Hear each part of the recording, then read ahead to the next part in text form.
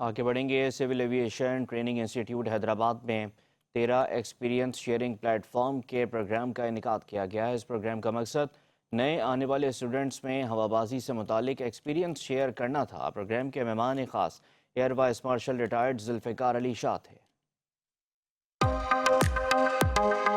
Civil aviation training institute Hyderabad میں 13 experience sharing plate form کے programme کا انعقاد کیا گیا۔ پروگرام کا مقصد نئے آنے والے اسٹوڈنٹس میں ایکسپیرینس شیئر کرنا ہے۔ پروگرام کے مہمان خاص air vice marshal retired Zulfiqar Ali Shah تھے۔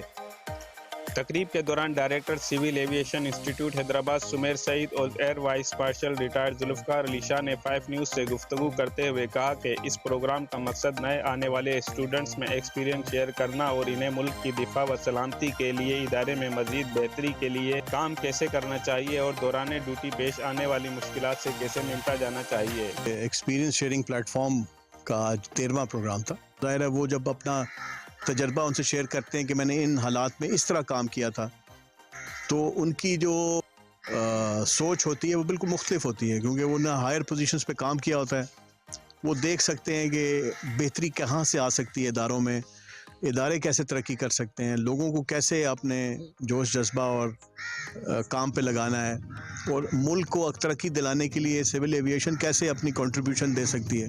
تو اس قسم کا ان کا تجربہ ہوتا ہے، اور پلس آپ یہاں پہ دیکھیں کہ حیدرآباد کی کمیونٹی کے بھی لوگ آتے ہیں، تو وہ بھی بڑا مستفید ہوتے ہیں ان کی گفتگو سے اور ان کی بات چیت سے۔ اس ادارے کو ہم مستحکم کریں، مضبوط کریں۔ آرگنائزیشن ہے یہ بہت اچھی ہے، ہمیں چاہیے کہ اور ملکوں کے ٹرینیز کو بلائیں اور گڈ ول لیں، اور اپنا ہمارا جو ایکسپرٹیز ہے ہماری دوسرے ملکوں کے ساتھ ہم شیئر کریں۔